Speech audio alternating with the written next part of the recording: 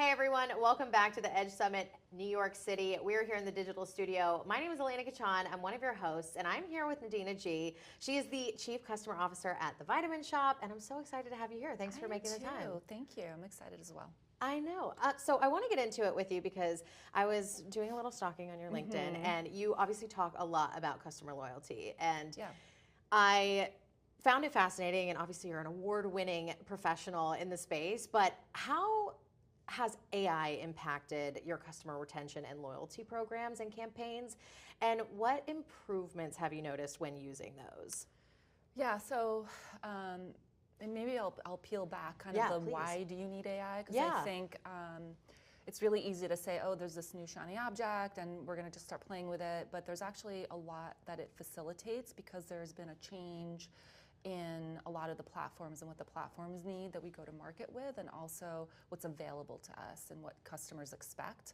So at the Vitamin Shoppe, the majority of our customers are in our loyalty program, so we have the benefit of pretty much everyone that we speak to is a loyalty shopper. So they're sort of gaining points as they're shopping, and we're able to communicate them pretty much at 100% of the contactability. The big change that's happened that AI, I think, is going to help us get more efficient is that customers are expecting really a different communication from brands like us. They expect something that's a little bit more personal, that's tailored. And in addition, a lot of the platforms where we do advertising or where we try to retarget our customers require you to test a whole bunch of content and a variety of content. So because of those two dynamics, my marketing team needs to get more efficient. We need more to put in market. We need to get really fast and better in how we approach our customers. So with AI, it's really enabled us to meet some of those challenges. And some of the ways we do that, and really simply, is through, for example, within SMS, whether it's send time optimization, audience targeting, and both of those, that when we turn those on and just sort of let AI run and kind of did a test to see is this going to do something meaningful for us, we saw a 5x return improvement. So it really did drive not only what customers were expecting, right time messaging that's just for you based on your shopping, and where you want to hear a message, but also a return back to our business. And then we've done other tests within SMS as well, where we continue to see simple ones like A/B testing with content, and we've seen returns as well. I think about 3x return when we start using AI to develop some of our content and messaging. So all of these things have really benefited us, but it's because of the need in market versus just, oh, here's AI and let's play, because we have to get better and more efficient. And then very simply, even from a creative perspective, Facebook, for example, if you want to optimize within Facebook and you're doing retargeting advertising, you typically need several assets to optimize in Facebook. You can't just put a video out there and see what it does for you. So to create every single time 4 or 5 assets of the same message, that's a lot of lift. And it's really hard to continue to add bodies to meet the need of a singular platform or multiple platforms. And AI has definitely made us faster, allowed us to create multiple versions of a creative without needing 5 people to do that.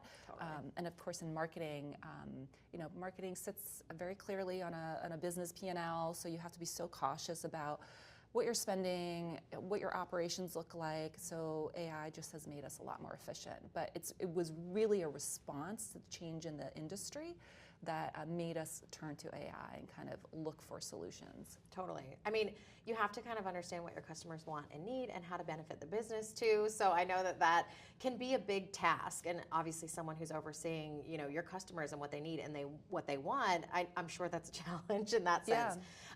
But you mentioned personalizing things, and when it comes to knowing what your customers want to see from you, I feel like customer expectations are getting higher and higher as we go on. So I guess you kind of mentioned like in what ways the AI is kind of enabling the personalization, but the text messages and the emails and things. What are you hearing from your customers? Like, are they giving you feedback on the messaging and how it's working? Did you kind of just like test a bunch of different things and kind of see what sticks? I mean, you mentioned a couple of different things, so I'm kind of wondering what's working. The SMS, which is what I mentioned, where we did a lot of testing, and SMS is such a great personalized channel, right? It's really one-to-one. So if you're going to hear from a brand, and most people only really allow 3 or 4 brands to talk to them, right? If you think about your own behavior. So we know that whatever we do in SMS has to be really good. It has to be sharp, it has to be personalized, it has to be relevant to you. So the best sort of feedback we get from our customers is, are they unsubscribing or not? What's our unsubscribe rate? Are they responding to the text messages we're delivering to their phones? So are they clicking through? Is it creating some sort of shopping experience or engagement? And all of those things we saw improvement. So we always test before we sort of go broad because we want to make sure it's working for us. So anything new that we try to sort of bolt on, we do take some time to test. And I believe with SMS we tested for about 5 months. We're actually continuing some of these tests that I talked about. So we're still sort of in testing mode because we're expanding. Okay, it's our promotional messages. Okay, now we're going to get a little sharper with category or brand messages when we have a new launch or promotion that's very singular, to test which audiences are right and is it really working for us. So testing is so important, and we do a lot of it. It's the best way to learn and grow as marketers, because as I mentioned, our consumers are constantly changing, expectations are changing, and our competitors keep us on our toes. They're getting better, so we have to sort of keep up. Yeah. Well, I'm curious, how do you feel like AI is going to evolve in the realm of customer retention and loyalty? Is it in the next few years, really? Do you see any more opportunities coming with that? Yeah, I think some of the things that I think AI will support within marketing is more the orchestration across channels. I think AI will help you decide what's the next best message for a customer.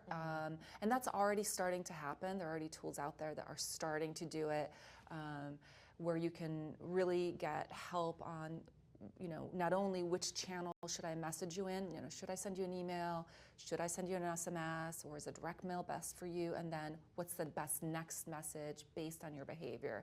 And then the other thing that I think AI will help is kind of even sort of the analytics around your customers. Who should I, right now we do a lot of our own analysis, but then layering AI to make it faster so that you have more real-time information and you can take advantage of that real-time data quickly. Versus kind of what we do now, which is a little bit slower than I would like. I'd like to be a little faster, and I think AI will really unlock speed to insights, understanding next best, what should I give you next? Should I coupon for you or not? So you can start eliminating like mass couponing and really more one-on-one. A lot of brands, and you see it now as we head into Prime Day, you sort of see that 25% off for everyone. And I think over time, a lot of those messages will be really more tailored one-on-one. Like Nadina only needs a 10% offer because we know she's willing to buy full price. So within these categories, like that's the sort of thing that I think AI will unlock easily. It's starting, and you're definitely seeing it. I think it'll get even better. And make it easier, so that you don't have to spend too much time in a platform trying to figure out, okay, it's telling me this insight, now what do I do? It'll actually kind of help you do it for you. And so it's exciting. It's super exciting. I think the future prospects of where everything is going is really great, even as a consumer. I think it's really exciting. I always feel like AI is kind of like your assistant to just make you better and smarter and faster. Totally. We talk about efficiency so much when it comes to AI, and I love that you said making data-driven decisions, because I think that's so helpful. And if the AI can kind of predict it and understand what it is that they need and what it is that you need and set up for that, I think that would be a game changer. I'm really curious about loyalty from your perspective. How do you balance the use of AI with like the human element or the human interaction? Because loyalty reminds me of community. I'm a community manager, and so I kind of talk to our customers a lot. How do you make them feel like you're actually listening to them and, getting them to feel like they're a part of your brand and part of that community? going beyond messaging? Yeah, it's interesting because we are, as a supplement company, we're actually under a legal umbrella. Okay. We're not quite the same as a lot of CPGs. We do have to adhere to certain laws that require us to be very careful what we recommend to a customer. And we're really, really careful. Like, we have legal advisors internally that are scientists that help us look at pretty much every message we put in market, including things like what our call center says, what our health enthusiasts, who are the people in the stores who are supporting our customers, what they say. Mm-hmm. So right now, we actually don't use AI to support customers through like a bot or anything like that because of this legal umbrella. Totally. I think over time, as AI gets better, we'll be able to take advantage of it in that way, but right now we don't. And we still very much use that human element. Mm-hmm. We always say the best part of the Vitamin Shoppe is the people that work in our stores. Yeah. When you walk into our stores, seeing somebody who you can relate to, who gives you great advice, who's listening to you, and is incredibly knowledgeable. We spend a lot of time educating the people that work in our stores. We pride ourselves on their education. That is number one, and we hear it all the time from our customers that's why they come to us, is because of that advice and personal touch. So we're very hesitant of removing that. In mm-hmm. fact, if anything, we always think about how do we take that personal touch that we see in stores and bring it to some of our digital platforms. So we've worked really hard this year to continue to infuse and make it easier for our customers to feel like they're getting that advice just through how how our website is organized. We have great blogs and content, how we surface that for our customers, so that we can become that helpful advice engine. And if anything, I think over time, where AI will be helpful to us is to more quickly bring that advice to our customers. So for supplements, for example, it's so hard. I'm sure you can think about this yourself. Like, totally. What supplements should I take? Mm-hmm. There's so many out there. Should I be taking collagen? How do I increase my muscle tone as I'm getting older, or whatever it is? Mm-hmm. It's so difficult. It's such a hard space to navigate as a consumer. So we want to make it easier for our customers to unlock that information. So I think we'll use that AI in that way, but I don't think it can, at least not today, remove that one-on-one human touch that we see at our stores.